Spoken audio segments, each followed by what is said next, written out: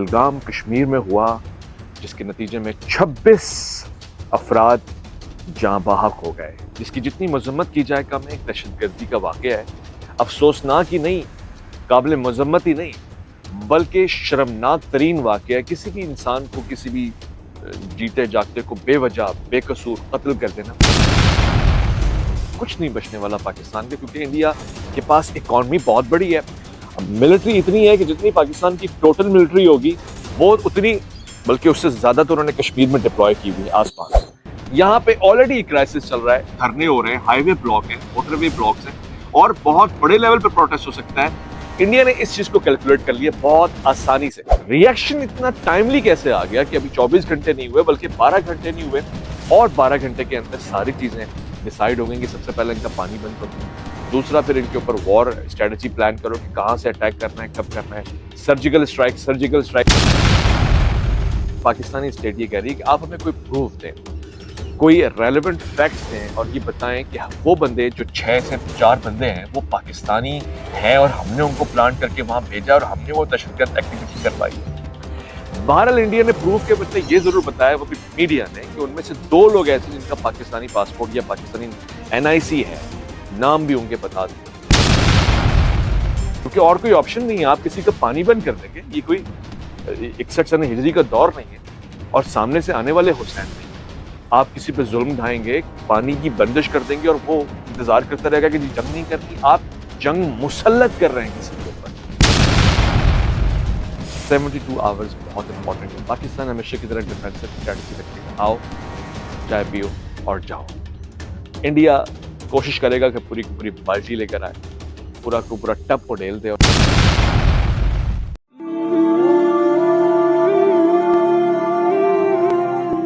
सलामती है उन आंखों पे जो हिदायत पे नजरें जमाए बैठी हैं, उन कानों पे जो जिक्र खैर के मुंतजर रहते हैं और उन कदमों पे जो हिदायत की राह पे गामजन है। अस्सलाम वालेकुम वरहमतुल्लाहि वबरकातुहू। इस वीडियो को देखने से पहले ये मैं आपको बताना चाहता हूँ, बहरहाल मैं एक पाकिस्तानी हूँ, बहरहाल आप एक हिंदुस्तानी हो सकते हैं, बहरहाल आप किसी भी मुल्क से ताल्लुक रख सकते हैं, मगर इस वीडियो का कंटेंट दोनों वर्जन्स को आपके सामने रखने के हवाले से होगा। बीइंग अ न्यूट्रल जर्नलिस्ट, हम बात करेंगे जो हक है, सच है, जो फैक्ट्स हैं, रियलिटीज हैं। लिहाजा कुछ ही देर में मुझ पे कोई आरोप, कोई इल्जाम, कोई बहतान मत लगाएगा जब तक इस पूरी वीडियो को आप ना देख लें। मेरे पास 2 वर्जन्स होंगे और मैं दोनों वर्जन्स आपके सामने रखूंगा। एक इंडियन वर्जन, इंडियंस यानी इंडिया में मुसलमान भी हैं, हिंदू भी हैं, सिख भी हैं और दीगर, और एक पाकिस्तानी वर्जन, पाकिस्तान जिसमें मेजॉरिटी मुसलमान है मगर कुछ ऐसे लोग भी हैं जो स्टेट से नाराज हैं, और दीगर लोग उनके वर्जन। इंडिया ने रिसेंटली, आज से कबल, कल होने वाले एक हादसे जो पहलगाम कश्मीर में हुआ, जिसके नतीजे में 26 अफराद जाँ बहक हो गए, जिसकी जितनी मजम्मत की जाए कम है। एक दहशतगर्दी का वाक़या है, अफसोसनाक ही नहीं, काबिल मजम्मत ही नहीं, बल्कि शर्मनाक तरीन वाक़या है। किसी भी इंसान को, किसी भी जीते जागते को बेवजह बेकसूर कत्ल कर देना, सिवाय दहशतगर्दी के और कुछ नहीं हो सकता। कोई भी इसे कोई भी रंग देना चाहे, ये काबिल मजम्मत अमल होगा, मगर एक सोची समझी साजिश के तहत। बहरहाल ये मैं क्यों कह रहा हूं, पहले मैंने आपको उसका पाकिस्तानी वर्जन बताना है और उसके बाद फिर मैंने आपको, बल्कि इंडियन वर्जन में आपको पहले बता दूं। इंडिया के मीडिया चैनल्स 24 घंटे से अब तक पाकिस्तान के ऊपर हमला कर देने का प्रेशर दे रहे हैं। प्राइम मिनिस्टर मोदी, जिनको ये बारहा पावर कराया जा रहा है कि आप अब देर मत करें, बस हो गया, इट्स इनफ, अपना फौजी सारा का सारा सिस्टम उठाएं, एयर स्ट्राइक्स करें। मीनवाइल अब क्रूज मिसाइल्स मारें, आप पाकिस्तानी आर्मी को क्रश करने के लिए लैंड रिफोर्समेंट करें और साथ साथ आप नेवल अटैक भी करते हैं। कुछ नहीं बचने वाला पाकिस्तान का, क्योंकि इंडिया के पास इकॉनमी बहुत बड़ी है, मिलिट्री इतनी है कि जितनी पाकिस्तान की टोटल मिलिट्री होगी वो उतनी, बल्कि उससे ज्यादा तो उन्होंने कश्मीर में डिप्लॉय की हुई है आसपास। ये फैक्ट्स हैं, यूट्यूबर्स कोट कर रहे हैं। बहरहाल इसके अलावा भी कुछ बातें हैं। मेरे हिसाब से तो 2 लाख से ज्यादा मिलिट्री खुद कश्मीर के उन रीजन्स में जहां रिसेंटली अटैक हुआ है डिप्लॉयड है। 400 किलोमीटर के डिस्टेंस बनता है LOC से उस एरिया का कि जहां पे ये इंसिडेंट पेश आया है। अजीब बात है कि इतनी सारी आर्मी, इतने सारे डिस्टेंस के होते हुए टेररिस्ट चले गए, मगर टेररिस्ट तो खैर ऐसे ही होते हैं। 9/11 भी इसका एक मुंह बोलता सबूत है। और दीगर अटैक्स जहां पे आप सोचते हैं कि नहीं हो सकता वहां हो भी जाता है। बट हो क्या रहा है इस वक्त इंडिया में प्राइम मिनिस्टर मोदी ने फौरन इस अटैक के तीन काम किए। एक, सबसे पहले मीटिंग बुलाई जिसमें एक भी फौजी जर्नल नहीं था, जो बिल्कुल बरक से पाकिस्तानी अंदाजे मुज़ाकरात के या कोई हाई लेवल एग्जीक्यूटिव मीटिंग के, जो खास तौर से वॉर ट्रेजेडी को लेकर हो या फॉरेन अफेयर्स को लेकर हो। सारे सिविलियंस बैठे थे, बीजेपी की काबीना बैठी थी, सबको बुलाया। और उस मीटिंग का लुब्बे लुबाब जो निकला वो ये था कि एक तो मोदी साहब और कितना बुरा मुंह बनाएंगे पाकिस्तान को लेकर, क्योंकि ऑलरेडी उनका कोई अच्छा रिश्ता नहीं है पाकिस्तान के साथ। तो अब रही कहीं कसर ये रह गई थी कि ये फैसले ले। 1960 में एक इंडस वाटर ट्रीटी पाकिस्तान और इंडिया के दरमियान साइन हुई थी, जब अयूब खान का दौर था पाकिस्तान में। और वहाँ इंडिया के मशहूर ज़माना वजीर आजम जो 1965 की वॉर में भी थे, उनका जमाना था। दोनों में एक मुआहदा साइन हुआ जिसका विटनेस या पार्टी इंक्लूड जिसे आप कह सकते हैं वो वर्ल्ड बैंक है, दीगर इदारे हैं, आलमी दुनिया है, आलमी ताकतें हैं। तो इसमें दोनों और तीनों के इश्तराकी अमल के साथ एक ट्रीटी साइन होती है जिसमें 6 में से 3 दरियाओं का पानी डायरेक्टली इंडिया के पास जाता है और 3 दरियाओं का पानी पाकिस्तान के पास आता है। जो जो ईस्टर्न सब रिवर्स हैं वो सारे के सारे इंडिया के पास, जैसे में चिनाब, रावी, सतलज। पाकिस्तान के पास जो दरिया है, स्पेशली ये झेलम का पानी, दरिया सिंध का पानी, इसमें पाकिस्तान ऑलरेडी शिकायत करता रहता है कि भाई पानी या तो तुम छोड़ते नहीं हो, या छोड़ते हो तो सारा सैलाब का और तूफान का पानी छोड़ देते हो, तो हमारी यहाँ पे फसलें डूब जाती हैं। जो बॉर्डर के पास वाले एरियाज हैं वो हमेशा इस अजियत में रहते हैं कि जी पानी बहुत ज्यादा आ गया। इंडिया ने बहरहाल 1960 की उस ट्रीटी को सस्पेंड कर दिया। मेरे इस जुमले पे गौर कीजिएगा, लॉक नहीं किया। मैं आपको इंडियन वर्जन प्रेजेंट कर रहा हूं, मगर पहले मेरी इस खबर को सुन लें आप। लॉक नहीं किया, रिमूव नहीं किया, डिक्लाइन नहीं किया, रिजेक्ट नहीं किया, डिलीट नहीं किया, सस्पेंड कर दिया। यानी ट्रीटी है अपनी जगह पर, मगर वो उसको मौखर कर दिया है, रोक दिया है कुछ वजूहात की बुनियाद पर, और उसकी एक ड्यू डेट दी है कि भाई इस तरह कुछ चीजें हैं, वो शराइत पूरी हो जाए तो हम इस ट्रीटी को खोलेंगे। उसके असरात दो मुल्कों पे क्या पड़ने वाले जरा ये देखिएगा। इंडिया का नुकसान कोई होगा, पाकिस्तान का कोई नुकसान होगा। पाकिस्तान का बहुत ज्यादा नुकसान होगा। ज़ाहिर एग्रीकल्चर बेस्ड कंट्री है, फसलें उगती हैं, चावल को पानी चाहिए होता है, गंदम, ये सब चीजें बहुत ज्यादा डिक्लाइन हो जाएगी। यहां पाकिस्तान में ऑलरेडी पानी को लेकर बड़े मसाइल चल रहे हैं। Recently prime minister of Pakistan और आर्मी चीफ ने मिलकर एक ग्रीन पाकिस्तान प्रोजेक्ट भी लॉन्च किया है, जिसमें ऑलरेडी बहुत कंट्रोवर्शियल चीजें नजर आ गई हैं। सिंध का पानी, सिंध का मैसिव पानी काट कर, तोड़कर कैनाल्स निकाल दी जाएंगी, जिन 6 कैनाल्स के ऊपर सिंध में इस वक्त भी रीसेंट प्रोटेस्ट चल रहा है। देखिए, बहुत दो टोक एक बात मैं आपको बताना चाहता हूं। इस कैनाल के प्रोटेस्ट को भी जरा समझे, ताकि हम जो वॉर स्ट्रेटजी है इसको समझ जाए कि हो क्या रहा है और इंडिया ने ऐसा क्यों किया है और इसका फायदा किसको होगा। पाकिस्तान में जो इस वक्त रिसेंट सिंध में प्रोटेस्ट हो रहा है, ये कोई मजाक प्रोटेस्ट नहीं है। इसको जरा कैलकुलेट कर ले। सिंधी जो लोग हैं उनके बारे में आम तासुर ये होता है कि इतनी जल्दी प्रोटेस्ट करते नहीं है, सह लेते हैं, गुजार लेते हैं। मगर जब प्रोटेस्ट कर रहे हैं तो आपको ये इंटेंसिटी समझने की जरूरत है कि पूरी तरह इन्वॉल्व होकर कर रहे हैं।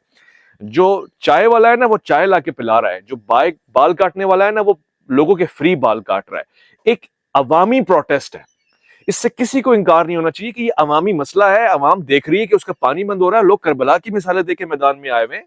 जिसको जो समझ में आ रहा है वो कर रहा है। जिसकी दिहाड़ी 500 रुपए, वो 3 दिन की दिहाड़ी जमा करके 1500 रुपए जमा करा रहा है धरने में, लोगों को खाना खिला दो, पानी पिला दो। इसका मतलब क्या है? रियासत को ये समझने की जरूरत है कि इसका मतलब ये है कि एक आम आदमी पानी की किल्लत को, पानी के कहत को और अपनी धरती के ऊपर इस होने वाले जुल्म को समझ सकता है। मैं इस कैलकुलेशन में नहीं जा रहा कि पाकिस्तान का फायदा है या नुकसान है, या वफाक का फायदा है या नुकसान है, या पाकिस्तान का मुस्तकबिल इसमें है या नहीं है। बुनियादी बात यह है कि इस वक्त सिंध में मौजूद लोग, जिनको सिंधी कहा जाता है, चाहे वो सिंधी बोलने वाले हों या वो कोई और जुबान बोलने वाले हों, वो अपनी धरती के हक में ये बात नहीं समझ रहे। वो अपने फैसले खुद करने के हक रखते हैं, लिहाजा उनको ये फैसला नहीं मकबूल और काबिल कबूल उनके लिए। सिंपल। यहां पे ऑलरेडी क्राइसिस चल रहा है, धरने हो रहे हैं, हाईवे ब्लॉक है, मोटरवे ब्लॉक्स हैं, और बहुत बड़े लेवल पे प्रोटेस्ट हो सकता है। इंडिया ने इस चीज को कैलकुलेट कर लिया बहुत आसानी से। देखिए, आप एनिमी स्टेट की वॉर पॉलिसीज, फॉरेन पॉलिसीज को समझा करें। जब उसको पता है कि इस वक्त वहां खून बहा है, पहलगाम में 26 लोगों का खून बहा है, जिसमें से एक इजरायली भी है। अब ये सवाल है कि इजरायली वहां टूरिस्ट बन के कैसे आया हुआ है, क्यों आया हुआ है, या फिर ये एक स्ट्रेटेजी है क्योंकि इसराइल को भी इन्वॉल्व करना है और उसने पाकिस्तान के ऊपर चढ़ाई करनी है, या पाकिस्तान को सबक सिखाना है। ऐसा कुछ पाकिस्तान ने बड़ा नहीं कर दिया कि सबक सिखाए, बट अगेन एक ऐसा हॉस्टाइल स्टेट तो है जिसके पासपोर्ट के ऊपर ये लिखा हुआ है कि आप इसराइल नहीं जा सकते, तो इट्स अगेन। और रिसेंटली पाकिस्तान के क्लैरिक्स स्कॉलर्स इसराइल के खिलाफ जहाद का फतवा दे रहे हैं। सो इस सिचुएशन में बनता है कि अगर ये फर्ज कर लिया जाए कि सारा प्री प्लान गेम है, तो हाँ ठीक है, ये एक वैलिड पॉइंट है कि इसराइली सिटीजन एक आ गया, नेपाली सिटीजन एक है और बाकी इंडियन सिटीजन है, और उसमें ऑफिसर्स हैं, नेवी के ऑफिसर्स हैं, मिलिट्री ऑफिसर्स हैं। तो सवाल ये पैदा होता है कि ये सारे लोग जब गए हैं तो इसका रिएक्शन तो आना था। रिएक्शन इतना टाइमली कैसे आ गया कि अभी 24 घंटे नहीं हुए बल्कि 12 घंटे नहीं हुए, और 12 घंटे के अंदर सारी चीजें डिसाइड हो गई कि सबसे पहले इनका पानी बंद करो, दूसरा फिर इनके ऊपर वॉर स्ट्रेटेजी प्लान करो कि कहां से अटैक करना है, कब करना है, सर्जिकल स्ट्राइक्स, ये कई मरतबा जुमला आप प्राइम मिनिस्टर मोदी के मुंह से सुन चुके हैं। अभी तक मैंने आपके सामने दोनों वर्जन नहीं रखे हैं, अभी मैं आपको इसकी पूरी न्यूज कवरेज बता रहा हूं ताकि फिर मैं आपको दोनों वर्जन समझा सकूं। पाकिस्तान में चूंकि मसाइल चल रहे हैं पानी को लेकर, पंजाब पे ये इल्जाम है कि वो पानी लेके जा रहा है सिंध का, लिहाजा एक और इशू खड़ा कर दो, जब पानी जो है रहा कहा वो ही नहीं बचेगा तो फिर ये आपस में एक दूसरे को मारेंगे। जितना इन्होंने खून नहीं बहा उतना पानी के ऊपर लड़के ये खून बहाएंगे। सो ब्लड वर्सेस वाटर, ये जंग प्लान कर दी गई। बहुत आसान तरीका है, दोनों मुल्क ये समझते हैं न्यूक्लियर पावर्स हैं, एक दूसरे के ऊपर ऑल एंड ऑल वॉर नहीं हो सकती, जंग ऐसे नहीं हो सकती जैसे लोग सोचते हैं कि भाई वो यहां से न्यूक्लियर उठा के मारेगा। ये कोई बॉलीवुड की फिल्म नहीं चल रही है, ये सिंपल मैथ्स है कि जब इतनी इंटेंसिटी हो तो फिर जमीनी जंगें इस नौयत की नहीं हो सकती कि कोई एक दूसरे के ऊपर न्यूक्लियर बॉम्ब्स उठा के मारते। यही हो सकता है जो हो रहा है, और वो हो रहा है। सफारती महाज के ऊपर इंडिया ने पाकिस्तान के ऊपर अगर ये 55-60 के करीब उनका कोई अमला है, सारा का सारा अमला वापस नहीं बुलाया। जो होता है आमतौर से माजी में हो चुका है कि सारा सफारत खाना बंद कर देते हैं, ये अमला वापसी बुला लेते हैं, मगर तकरीबन आधे लोगों को वापस बुला लिया, और ये एक साइन होता है कि अगला स्टेप हमारा ये होगा कि हम सफारत खाना बंद कर देंगे। सफारत खाना बहरहाल बंद नहीं किया है। जितने भी लोग पाकिस्तान के इंडिया में मौजूद हैं, जो ऑफिशियल विजिटर्स हैं या स्टेट ने उनको विजिट अप्रूव किया हुआ है ऑफिशियल सरकार के कामों कार्य सरकार के लिए, वजह से उनको नापसंदीदा करार देकर मुल्क छोड़ देने का हुक्म दिया 48 घंटों में। ये मैक्सिमम था जो इंडिया कर सकता था, इससे आगे कर भी नहीं सकता इस वक्त। मैं ये नहीं कहता कि मेरी बात को अंडर रेट मत कीजिएगा कि ये नहीं कह रहा कि इंडिया बॉम्ब नहीं मार सकता, अटैक नहीं कर सकता, ये सब कुछ करेगा, कर सकता है। इस सिचुएशन में फर्स्ट फेज में इंडिया जो मैक्सिमम कर सकता था वो ये कर दिया। इससे पहले इंडिया एक और चीज मैक्सिमम कर चुका है, वो अभिनंदन वाली फ्लाइट्स और वो जहाज, वो सारी चीजें, वो भी उसका मैक्सिमम नहीं था, मगर वो एक मशवरा था कि हम इस तरह से कर सकते हैं और ऐसे करके हम वापस आ जाएं। इंडिया का ये राइट बनता है कि वो रिटेलिएट करे अगर उसके इस हमले में पाकिस्तान इन्वॉल्व है। बिल्कुल एक राइट है, मेरा ख्याल है। मैं इसलिए कह रहा हूं कि ये मैक्सिमम है। जब आप अपने मुल्क में दहशतगर्दी देखते हैं तो आप उसको रोकने के लिए कुछ भी करते हैं। यहां पर ये अगर सिचुएशन समझ ली जाए कि इंडिया के साथ जुल्म हुआ है जो उसने नहीं करवाया और पाकिस्तान ने उसके ऊपर करवाया, और उसकी ये बात मान ली जाए, तो फिर इंडिया अपने सफारती महाज को बैकअप कर सकता है, सफारती रोल को टफ कर सकता है पाकिस्तान के लिए। दुनिया भर में वो करेगा जो वो उसका राइट बनता है।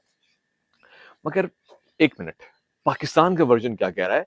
बहुत सिंपल, बहुत क्लियर। वो इस बात को समझने की कोशिश कर रहा है, यानी पाकिस्तानी स्टेट ये कह रही है कि आप हमें कोई प्रूफ दें, कोई रेलेवेंट फैक्ट्स दें और ये बताएं कि वो बंदे जो 6 से 4 बंदे हैं वो पाकिस्तानी हैं और हमने उनको प्लान करके वहां भेजा और हमने वो दहशतगर्द एक्टिविटी करवाई है। बहरहाल इंडिया ने प्रूफ के बदले ये जरूर बताया, वो भी मीडिया ने, कि उनमें से 2 लोग ऐसे जिनका पाकिस्तानी पासपोर्ट या पाकिस्तानी एनआईसी है, नाम भी उनके बता दिए। कुछ लोगों ने तो मीम्स बनाना शुरू कर दिए, एक का चेहरा बाबर आजम से मिलता जुलता है तो वो बाबर आजम है जो अटैक कर रहा है। मतलब हम इस चीज को इतना नॉन सीरियस लेते हैं कि अब हमारे लिए ये बातें, जंग और ये सारी चीजें सिवाय तफरीक के और कुछ भी नहीं है। बल्कि अब तो ये भी कहा जा रहा है कि अगर इंडिया पाकिस्तान के दरमियान जंग तय हो गई है, दोनों मुल्क तय कर चुके हैं, तो फिर क्रिकेट की तरह मैच दुबई में रखवाएं ना, जंग सारी दुबई में करें, यूएई में करें, ताकि एक दूसरे के ऊपर अटैक ना हो, जो भी हो फैसला वहां से निकले। इस किस्म के जोक्स क्रैक किए जा रहे हैं, सोशल मीडिया के ऊपर चल रहा है, मगर फैक्ट ये है कि इसका नुकसान, बहुत शदीद नुकसान पाकिस्तान को होने वाला है। जिसका अभी हमें एहसास नहीं है। ऑलरेडी जहां पानी के मसाइल चल रहे हैं, शदीद नौयत की पानी की कहत पड़ सकती है, और इस नौयत की पड़ सकती है कि लोग आपस में दस्तों गिरेबान हो जाएं। ये तक नौबत आ सकती है कि जो हम प्लान कर रहे हैं कि वॉर नहीं हो सकती हाई लेवल की, वो हो जाए, क्योंकि और कोई ऑप्शन नहीं है। आप किसी का पानी बंद कर देंगे, ये कोई 61 सन हिजरी का दौर नहीं है, और सामने से आने वाले हुसैन नहीं है। आप किसी पे जुल्म ढाएंगे, पानी की बंदिश कर देंगे, और वो इंतजार करता रहेगा कि जी जंग नहीं करनी। आप जंग मुसल्लत कर रहे हैं किसी के ऊपर, ऑप्शन ही कोई नहीं छोड़े। कोई मुल्क सस्टेन ही नहीं कर सकता, तो जब उसके पास कोई ऑप्शन नहीं बचेगा, यही ऑप्शन बचेगा। और by the way, mind it, Pakistan के लिए इस वक्त सिचुएशन में बड़ा फेवरेबल है। लॉन्ग टर्म इकोनॉमिकली नहीं है, मगर पॉलिटिकली बड़ा फेवरेबल है। जो डीस्टेबलाइजेशन पाकिस्तान में इसमें कोई भी है, इमरान खान को लेकर, पीटीआई को लेकर, जो लोग मुतनफिर हुए हैं, वो सब कौमी जज्बे के तहत एक हो जाएंगे, और वो सब इंडिया के ऊपर नफरत निकालेंगे। दुश्मनी और नफरत से एक इत्तेहाद बनाकर आप पाकिस्तान का भला कर रहे हैं, नुकसान नहीं कर रहे हैं। इसका अल्टीमेट फ्यूचर क्या होगा अगर ये जंग बढ़ी और यही सस्पेंशन वाटर टीटी की बरकरार रही? तो डेफिनेट सी बात है, एक हाई लेवल किस्म की जंग शुरू हो जाएगी, जिसका आगाज सबसे पहले मैं एक्सपेक्ट कर रहा हूं कि फिजाई हमलों से होगा।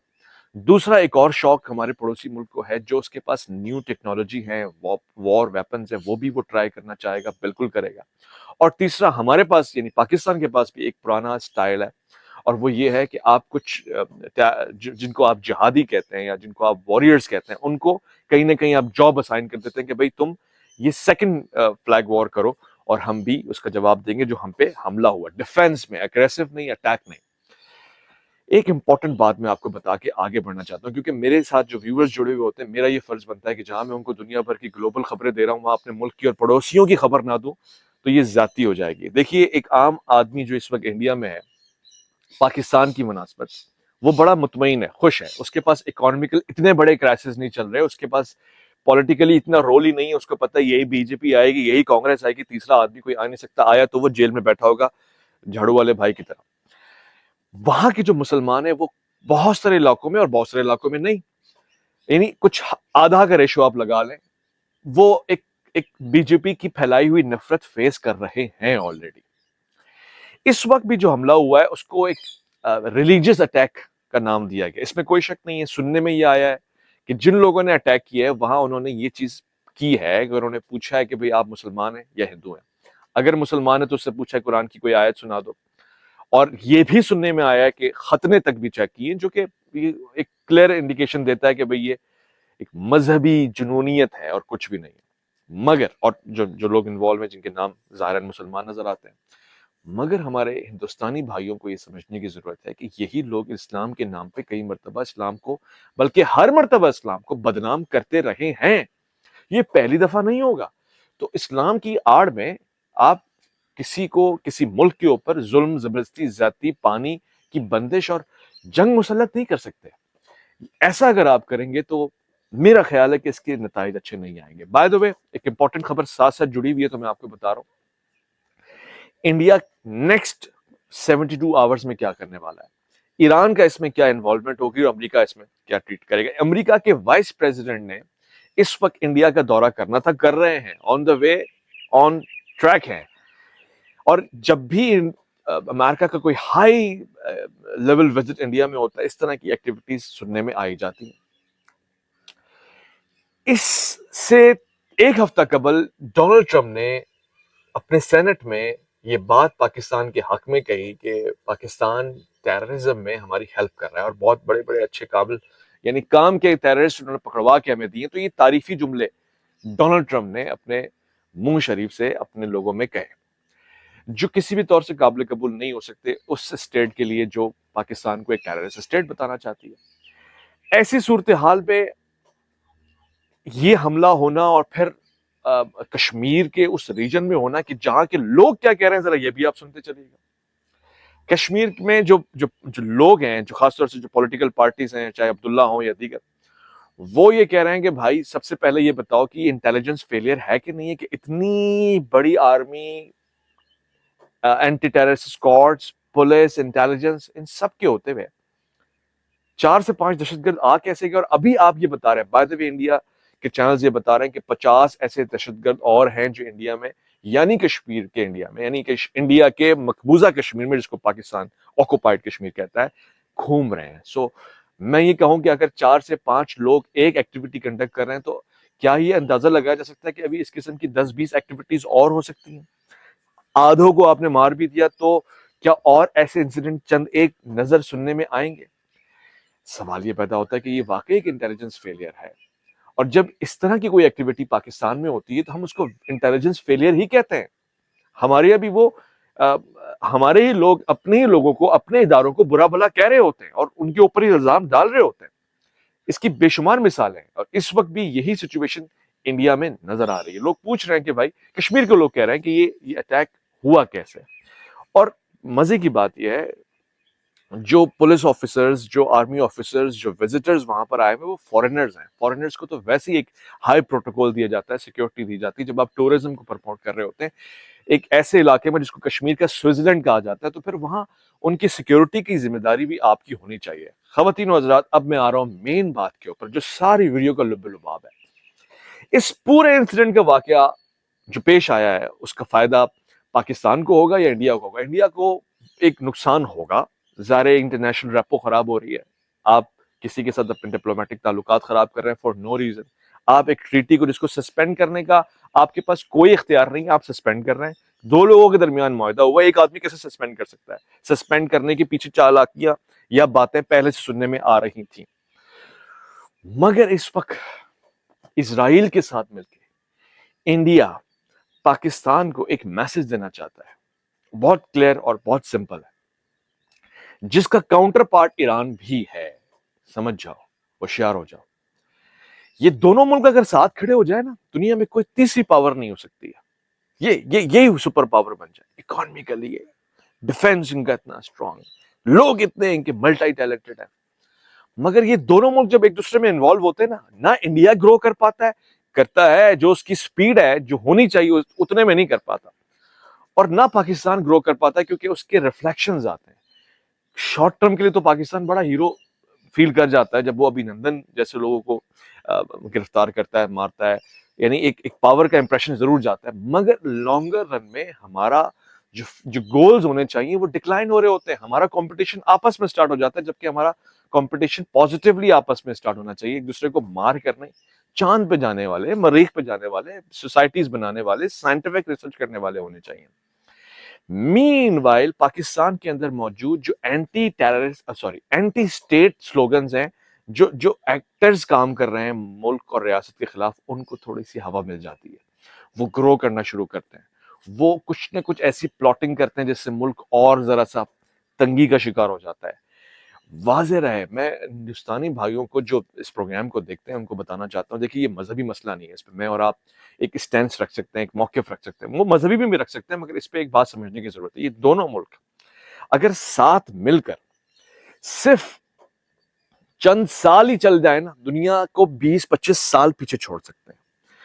मगर हम, चाहे वो बीजेपी की गवर्नमेंट हो या पाकिस्तान की मिलिट्री हो या पाकिस्तान का कोई ऐसा इदारा हो जो पाकिस्तान के लिए अच्छा सोचने की कोशिश करता है, वो दुश्मन का बुरा ही करेगा। इसी तरह इंडिया भी अपने मुल्क का अच्छा करना चाहेगा, दूसरे का दुश्मन का खराब ही करेगा। जब इस स्ट्रेटजी को ये समझते हैं कि भाई इलेक्शंस करीब हैं और अपने आप को पावरफुल और अपनी अपनी पॉपुलैरिटी को गेन करना है, ये इस चीज को लाइक का बटन दबा देते हैं, यानी हाँ और होने दो, मजा तब आएगा। इसका नुकसान सिर्फ और सिर्फ अवाम को होता है, दोनों जानिब से, यानी ये कभी भी फेवरेबल नहीं होता। अभी आप देखेंगे किसी की शादी होगी, किसी के मिलने मिलाने होंगे, किसी की मैयत होगी, कितने लोग पाकिस्तान हिंदुस्तान के जुड़े हुए हैं, रिश्तेदारियां पुरानी, नहीं जा सकते। जो गए उनको निकल जाने का हुक्म दे दिया।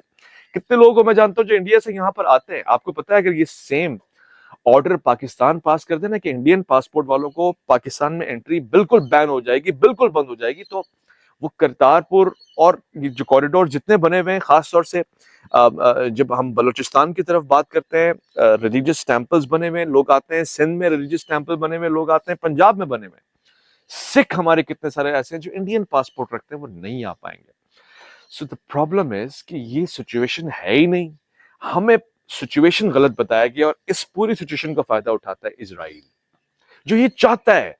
जब जब आप देखेंगे ना कि इजराइल को जरा सा थ्रेट महसूस हो रहा है, कोई एंटी इसराइल कैंपेन पाकिस्तान और इंडिया में प्रमोट हो रही है, वो ऐसा कोई प्लॉट जरूर गेन करवा देता है जिसका फायदा उस कैंपेन, अभी अभी रिसेंटली पाकिस्तान में नारा लग रहा था कि जी फलस्तीन की मदद के लिए जाए, फलस्तीन के लिए आर्मी को एक्शन लेना चाहिए, जहाद की फतवों की बात हो रही थी।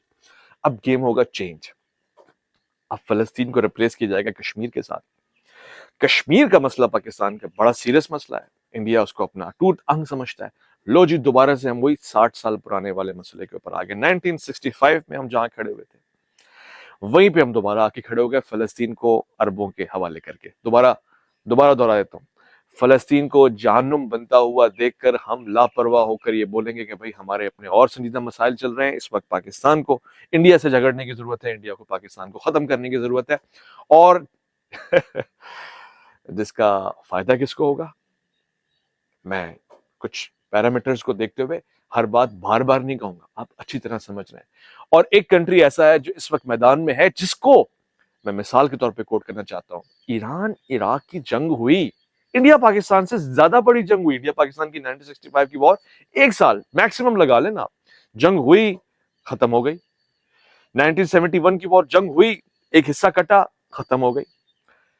मगर ये जो जंग है ना इराक ईरान, ये 1979 से 10 साल चलती है, 11 साल 10 साल 9 साल का इसका एवरेज है। इतनी लंबी जंग, दोनों ने दूसरे को तबाह बर्बाद कर दिया। ना इराक ईरान का कुछ कर सका, ना ईरान इराक का कुछ कर सका।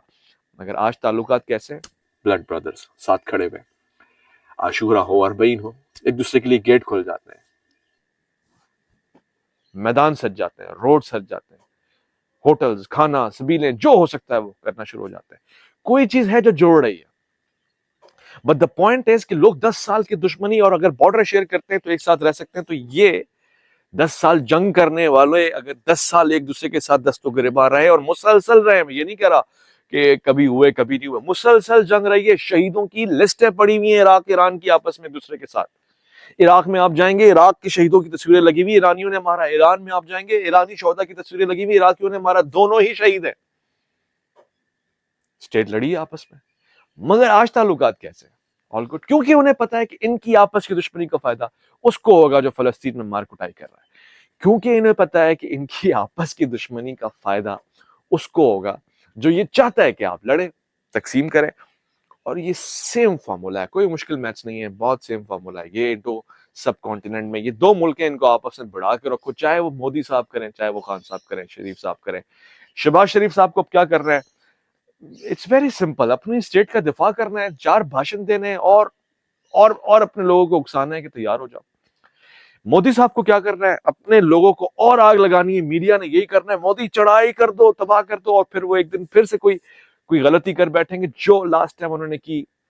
मेरा नहीं ख्याल कि कोई कोई भी हिंदुस्तानी भाई इस चीज को अच्छा समझता होगा कि कोई कोई कोई कोई अटैक किसी के ऊपर जाके करे, चाहे ऑफिशियल अटैक हो या नॉन ऑफिशियल अटैक हो। ये बात किसी भी शख्स के लिए काबिल कबूल नहीं होगी, और जब आप ये देख रहे हैं कि इसका फायदा दुश्मन को हो रहा है, तब तो बिल्कुल भी नहीं होगी। 12 मेरे पास जो खबर है मैंने आपके सामने रख दी है। 72 आवर्स बहुत इंपॉर्टेंट है। पाकिस्तान हमेशा की तरह डिफेंसिव स्ट्रेटजी रखेगा, आओ चाय पियो और जाओ। इंडिया कोशिश करेगा कि पूरी की पूरी बाल्टी लेकर आए, पूरा को पूरा टप उड़ेल दे। और इस बार ऑल एंड ऑल करने की स्ट्रेटजी इंडिया की है, सिर्फ एक गारंटी उसको चाहिए। 3 मुल्क हैं, 3 मुल्कों में से एक मुल्क पीछे हाथ रख दे कि हम बैठे हुए हैं, तुम आगे बढ़ो। और यही 3 मुल्क पाकिस्तान के पास हैं, इनमें से कोई एक हाथ रख दे। जिसने हाथ रखा हुआ होगा, मगर डिफेंसिव स्ट्रेटजी नहीं, एग्रेसिव स्ट्रेटजी की बात कर रहा हूं। अटैक करने के लिए 3 मुल्कों में से एक का वीटो चाहिए, एक की good luck, good good job, keep it up, go do it चाहिए। Russia, China, America. रशिया से इंडिया को गो हेड मिल जाए इसके चांसेस कुछ हैं, चाइना से मिल जाए इसके चांसेस 0 हैं, अमेरिका से मिल जाए इसके चांसेस भी बहुत कम है, मगर हैं जरूर। सेम पाकिस्तान के लिए I think it's vice versa. मगर फिर बताऊं, अगर आप अपने मुल्कों को, इंडिया पाकिस्तान को यूक्रेन बनाना चाहते हैं, डू इट। अगर आप ईरान इराक वॉर के 30 साल इस खत्ते में लौटाना चाहते हैं, डू इट। मगर अगर आप आगे बढ़ना चाहते हैं, यूके ऑस्ट्रेलिया न्यूजीलैंड जैसे रिलेशंस रख के एक दूसरे के साथ ग्रो करना चाहते हैं, then don't do it, don't kill people, don't create hate for each other. Don't create division at further. Think about it. Sit together. Don't stop water for anyone. Don't stop water for any country, any people. Pakistan India को ये समझा रहा है कि हमारा पानी बंद मत करो, और नीचे झुक के ये नहीं देख रहा कि हम भी किसी का पानी बंद कर रहे हैं जो हमारे ही लोग हैं. Don't do it.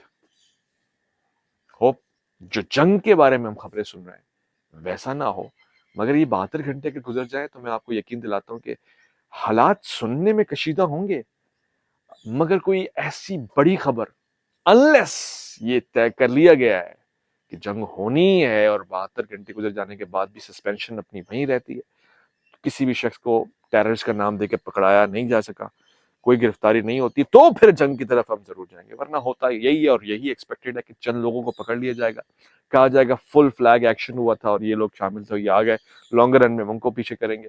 और ये देखें, हमने ये ट्रीटी यहाँ से, इसके कुछ पार्ट को हमने खोल दिया है, कुछ को हम सस्पेंड रखेंगे, एंड दैट्स इट.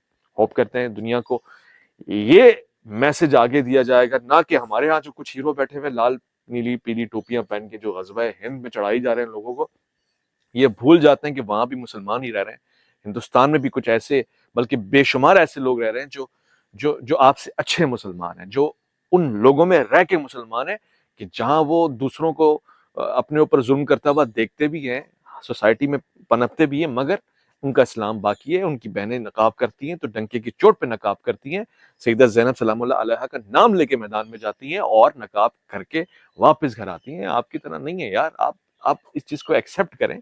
वहां भी उतने ही मुसलमान रहते हैं जहां आप, बल्कि आपसे ज्यादा मुसलमान रहते हैं क्वांटिटी में और शायद क्वालिटी में भी. अल्लाह की अमान.